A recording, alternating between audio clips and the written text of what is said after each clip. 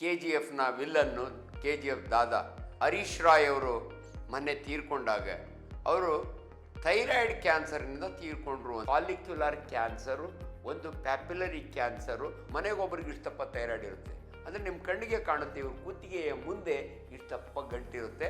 ಗರ್ಭಕೋಶದಲ್ಲಿ cancer ಆಗುತ್ತೆ, ಕರುಳಿನಲ್ಲಾಗುತ್ತೆ, ಸ್ಟಮಕ್ನಾಗುತ್ತೆ.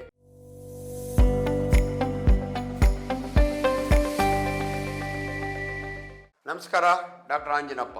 ಸೆಲೆಬ್ರಿಟಿಗಳು, ಅದರೊಳಗಾಗಿ cinema ಸೆಲೆಬ್ರಿಟಿಗಳು ಯಾವುದೇ ಒಂದು ಕಾಯಿಲೆಯಿಂದ ತೀರ್ಕೊಂಡಾಗ ಅದೊಂದು ಸುದ್ದಿ ಆಗಿಬಿಡುತ್ತೆ. ಜನಗಳಿಗೆಲ್ಲ ಭಯ ಬರುತ್ತೆ. KGFನ ವಿಲ್ಲನ್ನು KGF ದಾದಾ ಹರೀಶ್ ರಾಯ್ ಅವರು ಮೊನ್ನೆ ತೀರ್ಕೊಂಡಾಗ ಅವರು ಥೈರಾಯ್ಡ್ ಕ್ಯಾನ್ಸರ್ನಿಂದ ತೀರ್ಕೊಂಡ್ರು ಅಂತ ಪೇಪರ್ನ ಬಂದಾಗ ತುಂಬ ಜನಕ್ಕೆ ಈ ಥೈರಾಯ್ಡ್ ಕ್ಯಾನ್ಸರ್ ಅಂದರೆ ಯಾಕೆ ಅವ್ರು ತೋರಿಸ್ಕೊಳ್ಳಲಿಲ್ಲ, ಯಾಕೆ ಅವ್ರಿಗೆ ಗೊತ್ತಾಗಲಿಲ್ಲ, ಅದೇನು ಗೊತ್ತಾಗದಿರೋ ಅಂಥ ಬರೋಂಥ ಕಾಯಿಲೆನ, ಇದೆಲ್ಲ ನಿಮಗೆ ಮನಸ್ಸಿನಲ್ಲಿ ಡೌಟ್ ಬರುತ್ತೆ. ಇದುವರೆಗೂ ನಿಮ್ಮೆಲ್ರಿಗೂ ಕೂಡ ಥೈರಾಯ್ಡ್ ಅಂದರೆ ಹೆಣ್ಮಕ್ಳು ಥೈರಾಯ್ಡ್ ಮಾತ್ರೆ ತೊಗೋತಿರ್ತಾರೆ. ಪರ್ಟಿಕ್ಯುಲರ್ಲಿ ಪ್ರೆಗ್ನೆನ್ಸಿ ಟೈಮ್ನೊಳಗೆ ಥೈರೋನಾರ್ಮ್ ಕೊಡ್ತಾರೆ. ಯಾಕಂದರೆ ಅವಾಗ ಬ್ಲಡ್ ಟೆಸ್ಟ್ ಮಾಡಿದರೆ TSH value, thyroid stimulating hormone value ಜಾಸ್ತಿ ಆದಾಗೆ T3 T4 ಅಂದರೆ ಥೈರಾಯ್ಡ್ನಿಂದ ಬರುವಂಥ ಒಂದು ಹಾರ್ಮೋನ್ ಕಡಿಮೆ ಆಗಿರುತ್ತೆ. ಅದು ಮಾತ್ರ ನಿಮಗೆ ಗೊತ್ತಿರುತ್ತೆ. ಕ್ಯಾನ್ಸರ್ ಹೆಂಗೆ ಬಂತು ಗೊತ್ತಾಗಲ್ವಾ? ಇದ್ರ ಬಗ್ಗೆ ನಿಮ್ಗೆ ಅನುಮಾನ ಇದೆ. ಅದನ್ನು ಭಾಳ ಸರಳವಾಗಿ ನಿಮಗೆ ಕ್ಲಾರಿಫಿಕೇಷನ್ ಕೊಡ್ತೀನಿ ನೋಡಿ. ಥೈರಾಯ್ಡ್ ಅನ್ನೋದು ಒಂದು ಎಂಡೋಕ್ರೈನ್ ಗ್ಲ್ಯಾಂಡ್. ಎಂಡೋಕ್ರೈನ್ ಗ್ಲ್ಯಾಂಡ್ ಅಂದರೆ ಅದರ ಹಾರ್ಮೋನು ಡೈರೆಕ್ಟಾಗಿ ಬ್ಲಡ್ಗೆ ಹೋಗುತ್ತೆ. ಅಂಥ ಗ್ಲ್ಯಾಂಡ್ಗಳನ್ನ ನಿಮ್ಮ ಬ್ರೈನ್ನೊಳಗೆ ಪಿಟ್ಯೂಟರಿ ಗ್ಲ್ಯಾಂಡ್ ಇದೆ, ಕುತ್ತಿಗೆ ಒಳಗೆ ಥೈರಾಯ್ಡ್ ಗ್ಲ್ಯಾಂಡ್ ಇದೆ, ಹೊಟ್ಟೆ ಒಳಗೆ ಇನ್ಸುಲಿನ್ ಸಿಕ್ಲೇಟ್ ಮಾಡೋ ಪ್ಯಾಂಕ್ರಿಯಾಸ್ ಇದೆ, ಅಡ್ರಿನಲ್ ಗ್ಲ್ಯಾಂಡ್ ಇದೆ. ಇವನ್ನೆಲ್ಲ ನಾವು ಎಂಡೋಕ್ರೈನ್ ಗ್ಲ್ಯಾಂಡ್ ಅಂತೀವಿ ನಾವು. ಈ ಎಲ್ಲ ಗ್ಲ್ಯಾಂಡ್ಗೂ ಮಾಸ್ಟರ್ ಆಫ್ ಆರ್ಕೆಸ್ಟ್ರಾ, ಇದು ಆರ್ಕೆಸ್ಟ್ರಾ ಅಂತೀವಿ, ಪಿಟ್ಯೂಟರಿ ಗ್ಲ್ಯಾಂಡ್. ಈಗ ಥೈರಾಯ್ಡಿಗೆ ಬರ್ತೀನಿ. ನಿಮಗೆ ಕುತ್ತಿಗೆಯಲ್ಲಿ ಪ್ರತಿಯೊಬ್ಬರಿಗೂ ಕೂಡ ನಿಮಗೆ ಥೈರಾಯ್ಡ್ ಇರುತ್ತೆ. ಯಾವ ಶೇಪ್ ಇರುತ್ತೆ ಅಂದರೆ ಬಟರ್ಫ್ಲೈ ಶೇಪ್. ಇದಕ್ಕೆ ಥೈರಿಯಸ್ ಅಂತ ಯಾಕೆ ಹೆಸರು ಬಂತು ಅಂದರೆ ಈ ಗುರಾಣಿ ಇರುತ್ತೆ ನೋಡಿ, ನಮ್ಮ ರಾಣಿ ಕಿತ್ತೂರು ಚೆನ್ನಮ್ಮನ ಗುರಾಣಿ ರೌಂಡ್ ಇರುತ್ತೆ. ಆದರೆ ನೀವು ಜರ್ಮನಿಗೆ ಹೋಗಿ ಅಲ್ಲಿ ಈ ಗುರಾಣಿ ಬಟರ್ಫ್ಲೈ ಶೇಪ್ ಇರುತ್ತೆ. ಮಧ್ಯೆ ಹಿಡ್ಕೋತಾರೆ, ಈ ಕಡೆ ಒಂದು ಈ ಕಡೆ ಒಂದು. ಆ ಶೇಪ್ ಇರೋದ್ರಿಂದ ಥೈರಿಯಸ್ ಅಂದರೆ ಶೀಲ್ಡ್. ಆ ಶೀಲ್ಡ್ ಶೇಪ್ ಇರೋದಕ್ಕೆ ಇದಕ್ಕೆ ಥೈರಿಯಸ್ ಅಂತ, ಥೈರಾಯ್ಡ್ ಗ್ಲ್ಯಾಂಡ್ ಅಂತ ಹೆಸರು ಇದೆ. ನೀವು ಎಲ್ಲರೂ ಕೇಳಿರ್ತೀರಿ ಯಾರಿಗೋ ಗಾಯಿಟ್ರಾಗಿದೆಯಾ, ಹಂಗಂದರೆ ಏನು ಡಾಕ್ಟ್ರೇ? ಈ ಥೈರಾಯ್ಡ್ ಗ್ಲ್ಯಾಂಡು ದಪ್ಪದಾದರೆ ಅದನ್ನು ನಾವು ಗಾಯಿಟರ್ ಅಂತೀವಿ. ಯಾಕಂದರೆ ನಿಮ್ಮ ಥ್ರೋಟ್ನ ಗಟ್ಟರ್ ಇದ್ದಂಗೆ, ಅಂದರೆ ಚರಂಡಿ ಇದ್ದಂಗೆ ಇದು. ನಾವು ತಿನ್ನೋದು ಉಣ್ಣೋದು ಎಲ್ಲ ಬರುತ್ತಲ್ಲ, ಅದ್ರ ಮುಂದೆ ಇರುವ ಸ್ವೆಲ್ಲಿಂಗಿಗೆ ನಾವು ಗಾಯಿಟ್ರ್ ಅಂತೀವಿ. ಸೊ ಈ ಥೈರಾಯ್ಡು ನೋಡ್ಲಿಕ್ಕೆ ಕಣ್ಣಿಗೆ ಕಾಣಲ್ಲ. ಕೆಲವರಿಗೆ ನೋಡಿ, ನೀವು ಮುಂದೆ ಕೂತ್ಕೊಂಡ್ರೆ, ನೀವು ಕೂರ್ಗೆ ಹೋಗಿ ಮನೆಗೊಬ್ಬರಿಗೆ ಇಷ್ಟಪ್ಪ ಥೈರಾಯ್ಡ್ ಇರುತ್ತೆ ಅಂದರೆ ನಿಮ್ಮ ಕಣ್ಣಿಗೆ ಕಾಣುತ್ತೆ, ಇವ್ರ ಕುತ್ತಿಗೆಯ ಮುಂದೆ ಇಷ್ಟಪ್ಪ ಗಂಟಿರುತ್ತೆ. ಅದು ಇನ್ನೂ ಮಜಾ ಅಂದರೆ ನಾವು ಮೆಡಿಕಲ್ ಸ್ಟೂಡೆಂಟ್ಸ್ ಕೇಳ್ತೀವಿ, ಯಾಕೆ ಇದನ್ನು ಥೈರಾಯ್ಡ್ ಅಂತೀವಿ ಅಂದರೆ ಅದು ಮೂವ್ಸ್ ವಿತ್ ಡಿಗ್ಲುಟೇಷನ್. ನಾವು ಪೇಷಂಟಿಗೆ ಎದುರುಗಡೆ ಕುಂಡ್ರಿಸ್ಕೊಂಡು ಒಂದ್ಸರಿ ನುಂಗು ಅಂತೀವಿ. ಹಿಂಗೆ ನುಂಗಿದರೆ ಅದು ಮೇಲಕ್ಕೆ ಹೋಗಿ ಕೆಳಗಡೆ ಬರುತ್ತೆ, ಅದು ಥೈರಾಯ್ಡ್ ಗ್ಲ್ಯಾಂಡ್. ಸೊ ಈ ಥೈರಾಯ್ಡು 25 ಗ್ರಾಮ್ ಇರುತ್ತೆ. ಬಹಳ ಸಾರಿ ಹಂಗೇ ಇರುತ್ತೆ. ಆದರೆ ಹೆಣ್ಣು ಮಕ್ಕಳಲ್ಲಿ ಪರ್ಟಿಕ್ಯುಲರ್ಲಿ 18ರಿಂದ 21 ವರ್ಷ ಅಂದರೆ ಅವರು ಮೆಚ್ಯೂರ್ ಆಗಿ ಅವರು ತಾಯಿ ಆಗೋ ಸ್ಟೇಜ್ ಬರುತ್ತಲ್ಲ, ಆ ಟೈಮ್ನಾಗೆ ಹಾರ್ಮೋನ್ ಜಾಸ್ತಿ ಬೇಕಾಗುತ್ತೆ ನೋಡಿ. ಗ್ರೋತ್ ಹಾರ್ಮೋನು, ಥೈರಾಯ್ಡ್ ಹಾರ್ಮೋನ್ ಇವೆರಡೂ ಕೂಡ ಮನುಷ್ಯನ ಬೆಳವಣಿಗೆಗೆ ಭಾಳ ಇಂಪಾರ್ಟೆಂಟು. ನೀವು ಹಿಂದಿನ ಕಾಲದಲ್ಲಿ ನೀವು ಸರ್ಕಸ್ಗಳಲ್ಲಿ ಡ್ವಾರ್ಫ್ಸ್ ನೋಡಿರ್ತೀರಿ, ಕುಳ್ಳರನ್ನ. ಅನ್ಫಾರ್ಚುನೇಟ್ಲಿ ಅವ್ರಿಗೆಲ್ಲ ಕಾರಣ ಡ್ವಾರ್ಫ್ ಯಾಕಾದರು ಅಂದರೆ ಅವ್ರಿಗೆ ಥೈರಾಯ್ಡ್ ಗ್ಲ್ಯಾಂಡ್ ಇರಲ್ಲ. ಆಗಿನ ಕಾಲದಲ್ಲಿ ಕಂಡಿಡ್ಕೊಂಡಿರಲ್ಲ. ಈಗ ಯಾವ ಮಕ್ಕಳು ಕೂಡ ಡ್ವಾರ್ಫ್ ಇರಲ್ಲ. ಯಾಕಂದರೆ ನಮಗೆ ಚೆನ್ನಾಗಿ ಗೊತ್ತಿದೆ, ಮಗುಗೆ ಥೈರಾಯ್ಡ್ ಇಲ್ಲ ಅಂದರೆ ಅದಕ್ಕೆ ಥೈರೋನಾರ್ಮ್ ಮಾತ್ರೆನ ಬಿಗಿನಿಂಗಿಂದ ಕೊಡ್ತೀವಿ. ಈಗ ಈ ಗ್ಲ್ಯಾಂಡ್ನಲ್ಲಿ ಕ್ಯಾನ್ಸರ್ ಆದರೆ ಥೈರಾಯ್ಡ್ ಕ್ಯಾನ್ಸರ್ ಅಂತೀವಿ. ಈ ಕ್ಯಾನ್ಸರ್ ಅಂದರೆ ಅರ್ಬುದ ರೋಗ ಕನ್ನಡದಲ್ಲಿ. ಎಲ್ಲೆಲ್ಲ ಕ್ಯಾನ್ಸರ್ ಆಗ್ಬೋದು ನೀವು ಕೇಳಿರ್ತೀರಿ. ಬ್ರೆಸ್ಟ್ನ ಕ್ಯಾನ್ಸರ್ ಆಗುತ್ತೆ, ಗರ್ಭಕೋಶದಲ್ಲಿ ಕ್ಯಾನ್ಸರ್ ಆಗುತ್ತೆ, ಕರುಳಿನಲ್ಲಾಗುತ್ತೆ, ಸ್ಟಮಕ್ನಾಗುತ್ತೆ, ಎಲ್ಲಿ ಬೇಕಾದ್ರೂ ಕ್ಯಾನ್ಸರ್ ಆಗ್ಬೋದು. ಅದಕ್ಕೆ 108 ಕಾರಣಗಳು. ಆದರೆ ಇವತ್ತು ಥೈರಾಯ್ಡ್ ಬಗ್ಗೆ ಮಾತಾಡ್ತಿರೋದ್ರಿಂದ ನಿಮಗೆ ಕೆಲವು ಸ್ಪೆಸಿಫಿಕ್ ಇನ್ಫಾರ್ಮೇಷನ್. ನಿಮ್ಮ ಥೈರಾಯ್ಡು ದೊಡ್ಡದೇ ಆಗಿರಲ್ಲ, ಆದರೆ ಯಾಕೋ ಮೈಯೆಲ್ಲ ದಪ್ಪ ಆಗ್ತಾ ಇರುತ್ತೆ. ಅಂಥವ್ರಿಗೆ ಅದರ ಹಾರ್ಮೋನ್ ಕಡಿಮೆ ಆಗಿರುತ್ತೆ, ಹೈಪೋಥೈರಾಯ್ಡಿಸಮ್ ಅಂತೀವಿ. ಒಂದು ಥೈರೋನಾರ್ಮ್ ಮಾತ್ರೆ ಕೊಟ್ಟರೆ ಸಾಕು, ಅದು ಲೈಫ್ ಲಾಂಗ್ ಮಾತ್ರೆ ಕೊಡ್ತೀವಿ. ದಿನ ಬೆಳಗ್ಗೆ ಖಾಲಿ ಹೊಟ್ಟೊಳಗೆ ತೊಗೋತೀರಿ. 3 ತಿಂಗಳಿಗೊಂದ್ಸರಿ TSH ಮಾಡಿ ನಾವು ಡೋಸ್ ಅಡ್ಜಸ್ಟ್ ಮಾಡ್ತೀವಿ. 25 ಮೈಕ್ರೋಗ್ರಾಮಿಂದ 150 ಮೈಕ್ರೋಗ್ರಾಮ್ವರೆಗೂ ಚೇಂಜ್ ಆಗ್ತಾ ಇರುತ್ತೆ. ಅದು ಒಂದು. ಅದನ್ನು ನಾವು ಹೈಪೋಥೈರಾಯ್ಡಿಸಮ್ ಅಂತೀವಿ. ಹೈಪೋ ಅಂದರೆ ಅದು ಕಡಿಮೆ ಹಾರ್ಮೋನ್ ಸೆಕ್ರೇಷನ್ನು, ಅದಕ್ಕೆ ಆಪೋಸಿಟ್ಟು ಹೈಪರ್ ಥೈರಾಯ್ಡಿಸಮ್, ಅದನ್ನು ನಾವು ಥೈರೋಟಾಕ್ಸಿಕೋಸಿಸ್ ಅಂತೀವಿ. ಯಾರ್ದಾನ ಒಂದು ಮನೆಯೊಳಗೆ ಒಂದು ಹೆಣ್ಮಗಳು ಈಚೀಚೆಗೆ ಯಾಕೋ ಸವ್ಕೊಂಡು ಹೋಗ್ತಾಳೆ, ತುಂಬ ಚೆನ್ನಾಗಿ ಊಟ ಮಾಡ್ತಾಳೆ, ಆದರೆ ವೆಯ್ಟ್ ಇಂಪ್ರೂವ್ ಆಗ್ತಿಲ್ಲ, ಅಯ್ಯೋ ಕೈ ಕಾಲು ನಡುಗುತ್ತೆ, ಪಟ್ಟುಗಳು ನೀವು ಒಬ್ಸರ್ವ್ ಮಾಡೋದು, ಗಂಡು ಬಂದಿರುತ್ತೆ ಹೆಣ್ಣು ನೋಡಲಿಕ್ಕೆ, ಅವಳಿಗೆ ಕಾಫಿ ಕೊಡೋದ್ರೆ ಹಿಂಗೆ ಹೋಗಿ ಯಾರ ಮೇಲೆ ಚೆಲ್ಬಿಡ್ತಾಳೆ, ಏನೋ ಟೆನ್ಷನ್ ಅಂತ ನೀವು ಅನ್ಕೋತೀರಿ. ಆದರೆ ನನಗೆ ಗೊತ್ತಾಗುತ್ತೆ, ಇಂಥ ಹೆಣ್ಣುಮಗಳನ್ನ ಕರ್ಕೊಂಡು ಬಂದು ಪರೀಕ್ಷೆ ಮಾಡಿ ಒಂದು ಇದು ಟೆಸ್ಟ್ ಮಾಡಿದರೆ ಬ್ಲಡ್ T3 T4 ತುಂಬ ಜಾಸ್ತಿ ಆಗಿರುತ್ತೆ. ಇದನ್ನು ನಾವು ಥೈರೋಟಾಕ್ಸಿಕೋಸಿಸ್ ಅಂತೀವಿ. ಇಂಥ ಪೇಷಂಟು ಈಸಿ ನನಗೆ ಟ್ರೀಟ್ ಮಾಡೋದು, ಯಾಕಂದರೆ ಆಂಟಿ ಥೈರಾಯ್ಡ್ ಡ್ರಗ್ಸ್ ಅಂತ ಇರುತ್ತೆ, ಇದಕ್ಕೆ ಆಪೋಸಿಟು ಅವಲ್ಲೇ ರೀಪ್ಲೇಸ್ಮೆಂಟ್ ಕೊಡ್ತೀವಿ. ಇಲ್ಲಿ ಆಂಟಿ ಥೈರಾಯ್ಡ್ ಡ್ರಗ್ಸ್ 2 ತಿಂಗಳು ಕೊಟ್ಟರೆ ಅದು ನಾರ್ಮಲ್ ಆಗುತ್ತೆ. ಕೆಲವು ಸಮಯ ಆಪ್ರೇಷನ್ ಮಾಡ್ತೀವಿ, ಕೆಲವು ಸಮಯ ರೇಡಿಯೋ ಆಕ್ಟಿವ್ ಐಡಿನ್ ಕೊಡ್ತೀವಿ. ಇವತ್ತಿನ ಟಾಪಿಕ್ ಅದಲ್ಲ. ಇವೆರಡು ಬಿಟ್ಟು ಮೂರನೇದು ಗಾಯ್ಟರ್ ಅಂತೀವಿ. ಸೊ ಯಾರೋ ಒಬ್ಬರಿಗೆ ಥೈರಾಯ್ಡ್ ಊದ್ಕೊಳ್ಳುತ್ತೆ. ಹೆಂಗೆ ಊದ್ಕೊಳ್ಳುತ್ತೆ ಅಂದರೆ ಬಟರ್ಫ್ಲೈ ಶೇಪಲ್ಲೇ ಊದ್ಕೊಳ್ಳುತ್ತೆ. ಇನ್ನು ಕೆಲವರಿಗೆ ಒಂದು ಲೋಬ್ ಊದ್ಕೊಳ್ಳುತ್ತೆ. ಇದನ್ನು ಸಿಂಗಲ್ ನಾಡ್ಯೂಲ್ ಅಂದರೆ ಸಾಲಿಟರಿ ನಾಡ್ಯೂಲ್ ಅಂತೀವಿ. ಅದಿನ್ನು ಕ್ಯಾನ್ಸರ್ ಆಗಿಲ್ಲ. ನಿಮಗೆ ನಾನು ಮಾತಾಡ್ತಿರೋದು ಗಾಯ್ಟ್ರ್ನಲ್ಲಿ 2 ವೆರೈಟಿ, ಒಂದು ಟಾಕ್ಸಿಕ್ ಗಾಯ್ಟರು, ಇನ್ನೊಂದು ನಾನ್ ಟಾಕ್ಸಿಕ್ ಗಾಯ್ಟರು. ಅದೆಲ್ಲ ನಿಮಗೆ ಬೇಡ. ಈ ಗಾಯ್ಟ್ರ್ನೊಳಗೆ ಬಿನೈನ್ ಆ್ಯಂಡ್ ಮೆಲಿಗ್ನೆಂಟ್ ಅಂತೀವಿ. ಮೆಲಿಗ್ನೆಂಟ್ ಅಂದರೆ ಕ್ಯಾನ್ಸರು. ಅಂದರೆ ಏನು ಡಾಕ್ಟ್ರೇ ಇದು? ಥೈರಾಯ್ಡ್ನಲ್ಲಿ ಕ್ಯಾನ್ಸರು ವೆರೈಟೀಸ್ ಇರ್ತವೆ.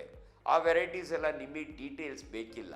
ಇವಾಗ ಬ್ರೆಸ್ಟ್ನೊಳಗೆ ಕ್ಯಾನ್ಸರ್ ಆದರೆ ಬೇರೆ ಬೇರೆ ಥರ ಇರ್ತವೆ. Duct papilloma, duct carcinoma, anaplastic carcinoma, ಏನೇನೋ ಇರ್ತವೆ. ಅದು ನಿಮಗೆ ಬೇಡ. ಅದೇ ರೀತಿ ನಿಮ್ಮ ಥೈರಾಯ್ಡ್ನಲ್ಲಿ ಕ್ಯಾನ್ಸರ್ ಆದರೆ 4 ಇಂಪಾರ್ಟೆಂಟ್ ಕ್ಯಾನ್ಸರ್ ಇದ್ದಾವೆ. ಅದರ ಹೆಸರು ಹೇಳ್ತೀನಿ ಈಗ ನಾವು. ಒಂದು ಫಾಲಿಕ್ಯುಲರ್ ಕ್ಯಾನ್ಸರು, ಒಂದು ಪ್ಯಾಪಿಲರಿ ಕ್ಯಾನ್ಸರು, ಒಂದು ಅನಪ್ಲಾಸ್ಟಿಕ್ ಕ್ಯಾನ್ಸರು, ಒಂದು ಮೆಡುಲರಿ ಕ್ಯಾನ್ಸರು. ಇವು ನಿಮಗೆ ಕನ್ಫ್ಯೂಸ್ ಆಗುತ್ತೆ, ಬೇಡ. ಒಟ್ಟಿನ ಕ್ಯಾನ್ಸರ್ನೊಳಗೆ ಯಾಕೆ 4 ವೆರೈಟಿ ಹೇಳಿದೆ ಅಂದರೆ, ಇದುವರೆಗೂ 21 ವರ್ಷದ ಹಿಂದೆ ನಾನು ಒಬ್ಬ ಯಂಗ್ ಸರ್ಜನ್ಗೆ ಆಪರೇಷನ್ ಮಾಡಿದ್ದೀನಿ. ಅವನು ಇವತ್ತು ಚೆನ್ನಾಗಿದ್ದಾನೆ. ಯಾಕೆ ಚೆನ್ನಾಗಿದ್ದಾನೆ? ಕ್ಯಾನ್ಸರ್ ಅಂದಮೇಲೆ ಬೇಗ ಸತ್ತೋಗ್ತಾರಲ್ಲ, ಇಲ್ಲ. ಇದು ಗುಡ್ ಕ್ಯಾನ್ಸರ್ ಅಂತೀವಿ ನಾವು. ಪ್ಯಾಪಿಲರಿ ಕ್ಯಾನ್ಸರ್ ಆಫ್ ಥೈರಾಯ್ಡ್ ಒಂದು ಸಾರಿ ಆಪ್ರೇಷನ್ ಮಾಡಿ ತೆಗೆದ ಅಂದರೆ ಅದಾದಮೇಲೆ ಹಾರ್ಮೋನ್ ಕೊಡ್ತೀವಿ, ಅವ್ರು ಚೆನ್ನಾಗಿರ್ತಾರೆ. Next follicular cancer. ಅದರೊಳಗೆ ಒಂದು 5-10 ವರ್ಷ ಆದಮೇಲೆ ನಾವು ಆಪ್ರೇಟ್ ಮಾಡಿದರೂ ಕೂಡ ತೊಂದರೆಗಳಾಗ್ತವೆ. ಮೂರನೇದು ಅನಪ್ಲಾಸ್ಟಿಕ್ ಕ್ಯಾನ್ಸರ್ ಅಂತೀವಿ. ಅದು 2 ವರ್ಷದೊಳಗೆ ಅದು ನಾವು ಡಯಾಗ್ನೋಸ್ ಮಾಡಿದರೆ ಹೆಂಗೆ ಡಯಾಗ್ನೋಸ್ ಮಾಡ್ತೀವಿ ಅಂತ ನಿಮ್ಗೆ ಹೇಳ್ತೀನಿ. ಅದರೊಳಗೆ ಸತ್ತೋಗ್ಬಿಡ್ತಾರೆ.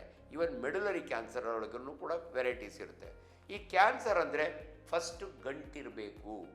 ಈ ಗಂಟು ಏಕದಮ್ ಕ್ಯಾನ್ಸರ್ ಅಲ್ಲ. ನಿಮ್ಗೆ ಅವಲೇ ಗೊತ್ತಾಗುತ್ತೆ, ಯಾಕೋ ಊದ್ಕೊಂಡಿದೆಯಲ್ಲ. ನಾವೇ ಕೇಳ್ತೀವಿ, ಯಾರನ್ನ ಪೇಷಂಟು ಅಮ್ಮನ ಕರ್ಕೊಂಬಂದಿರ್ತಾರೆ, ಮಗಳು ಕೂತಿರ್ತಾಳೆ, ನಾನು ಕುತ್ತಿಗೆ ನೋಡಿತೀನಿ, ಅಮ್ಮ ಒಂದು ಸರಿ ಎಂಜಲ್ ನುಗ್ಗು ಅಂತೀನಿ, ನುಂಗ್ತಾಳೆ, ಮೇಲಕ್ಕೆ ಹೋಗಿ ಕೆಳಗೆ ಬರ್ತೆ, ಅಮ್ಮ ನಿನಗೆ ಥೈರಾಯ್ಡ್ ನಾಡ್ಯೂಲ್ ಇದೆಯಲ್ಲಮ್ಮ, ನಾಳೆನೇ ಒಂದು ಸ್ಕ್ಯಾನ್ ಮಾಡಿಸು, ಒಂದು ನೀಡ್ಲು ಬಯಾಪ್ಸಿ ಮಾಡು, ಅದರ ಬರುತ್ತೆ ನನಗೆ. ಇದು ಯಾವ ಟೈಪ್ ಆಫ್ ಕ್ಯಾನ್ಸರು? ಕ್ಯಾನ್ಸರ್ ಅಲ್ದಿದ್ರೆ ಬರೀ ಅಡೆನೋಮಾ ಅಂತ ಕೊಡ್ತಾರೆ, ಇಲ್ಲ ಅಂದರೆ ಕಾರ್ಸಿನೋಮಾ ಅಂತ ಕೊಡ್ತಾರೆ. ಸೊ ಇನ್ನು ಕೆಲವರಿಗೆ ಭಾಳ ದಿನದಿಂದ ಇದು ಊದ್ಕೊಂಡ್ರೆ ಸುಮ್ಮನೆ ಇರ್ತಾರೆ. ಇದು ನಾನ್ ಟಾಕ್ಸಿಕ್ ಮಲ್ಟಿ ನಾಡ್ಯುಲರ್ ಅಂದರೆ ನಾಡುಗಳಿದು ಗಾಯ್ಟ್ರ್ ಅಂತೀವಿ. ಒಂದಷ್ಟು ದಿನ ಆದಮೇಲೆ ಒಂದು ನಾಡ್ಯೂಲ್ ದಪ್ಪ ಆಗ್ತಾ ಹೋಗುತ್ತೆ, ಅದು ಕ್ಯಾನ್ಸರಿ ಟರ್ನ್ ಆಗುತ್ತೆ. ಅದನ್ನು ಫಾಲಿಕ್ಯುಲರ್ ಕ್ಯಾನ್ಸರ್ ಅಂತೀವಿ ನಾವು. ಆ ಟೈಮ್ನಾಗೂ ಟ್ರೀಟ್ಮೆಂಟ್ ಇದೆ, ನಾನು ಹೇಳ್ತೀನಿ. ಇನ್ನು ಕೆಲವರು ಬರ್ತಾರೆ 55 ವರ್ಷ, ಯಾಕೋ ನುಂಗ್ಲಿಕ್ಕೆ ಕಷ್ಟ ಆಗ್ತಾ ಇದೆ ಡಾಕ್ಟ್ರೆ, ಉಸಿರಾಡೋಕ್ಕೆ ಕಷ್ಟ ಆಗುತ್ತೆ. ಇದು anaplastic cancer, very aggressive cancer. ಅದು ಹೆಂಗೆ, ನಿಮ್ಮ ಉಸಿರಿನ ನಾಳನ ಮುಂದೆ ಟ್ರೇಕಿಯಾ ಅಂತೀವಿ, ಈ ಟ್ರೇಕಿಯಾಗೆ ಅಂಟ್ಕೊಂಡ್ಬಿಟ್ಟಿರ್ತದೆ.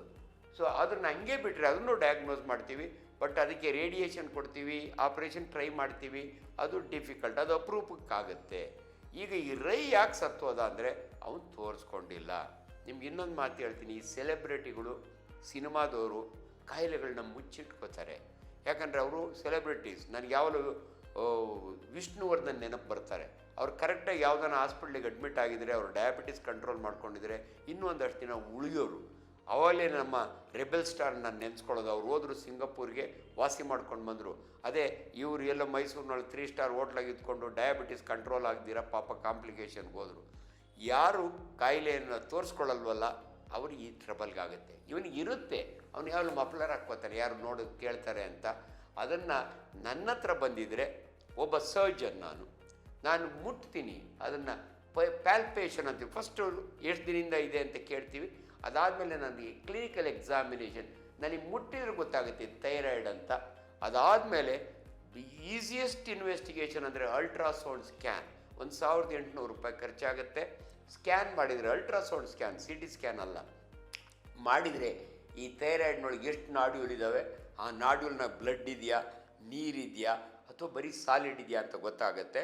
ಅದಾದಮೇಲೆ ಒಂದು ಸೂಜಿ ಹಾಕ್ತಾರೆ, FNAC ಅಂತೀವಿ ನಾವು, ಫೈನ್ ನೀಡ್ಲ್ ಆಸ್ಪಿರೇಷನ್ ಸೈಟಾಲಜಿ.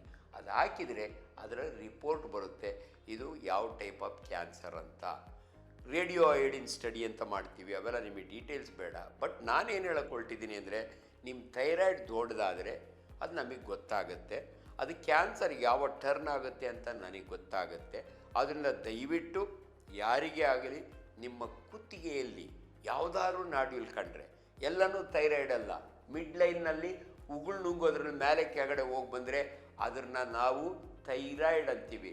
ಆದರೆ ಇಲ್ಲಿ ಬಲಗಡೆನೋ ಎಡಗಡೆನೋ ಇಷ್ಟಪ್ಪ ಗಂಟಿದ್ರೆ ಫಸ್ಟ್ ನಾವು ಬಾಯಿ ಚೆಕ್ ಮಾಡ್ತೀವಿ.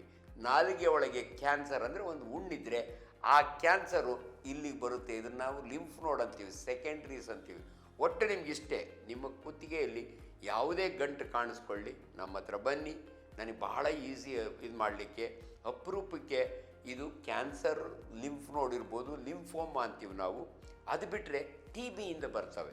ಕುತ್ತಿಗೆಯಲ್ಲಿ ಬರುವ ಹದಗಳ್ಳೆಗಳಲ್ಲಿ 2 ರೀತಿ, ಒಂದು ಟ್ಯೂಬರ್ಕ್ಯುಲೋಸಿಸು, ಒಂದು ಇನ್ಫೆಕ್ಷನ್ನು. ನೀವು ನೋಡಿ, ಕೆಲವು ಮಕ್ಕಳಿಗೆ ಆಗಿಂದಾಗೆ ಟಾನ್ಸಿಲ್ ಊದ್ಕೊತದೆ, ಆ ಮಕ್ಕಳಿಗೆ ಇಲ್ಲಿ ಗಂಟಿರ್ತವೆ, ಒಳಗಡೆ ಟಾನ್ಸಿಲ್ ಊದ್ಕೊಂಡಿರುತ್ತೆ, ಅದರ ಎಫೆಕ್ಟ್ ಇಲ್ಲಿರುತ್ತೆ.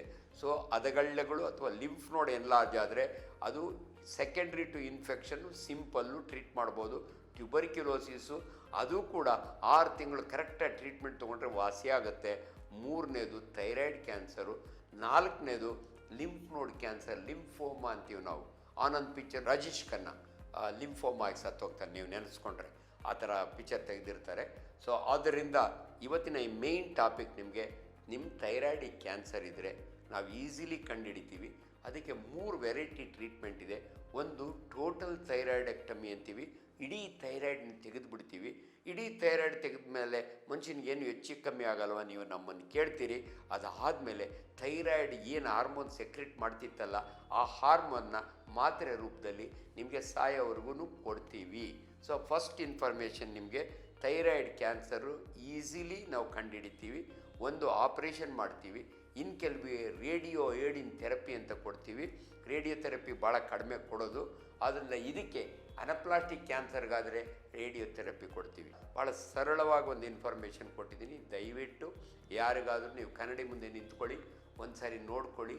ಏನೋ ಇದಿದೆ ಅಂದ್ಕೊಂಡ್ರೆ ನುಂಗಿ ನೋಡಿ. ನಿಮ್ಮ ಬಾಯಿನೊಳಗೆ ಎಂಜಲಿಲ್ಲ ಅಂದರೆ ಒಂದು ಚೂರು ನೀರಿಟ್ಕೊಂಡು ಗುಳುಮ್ ಅಂತ ನುಂಗಿ ಮೇಲಕ್ಕೆ ಹೋಗಿ ಕೆಳಗೆ ಬಂತು ಅಂದರೆ ಈ ಮಿಡ್ ಲೈನ್ ಸ್ವೆಲ್ಲಿಂಗ್ ಅಂತೀವಿ ನಾವು, ಅದು ಥೈರಾಯ್ಡು.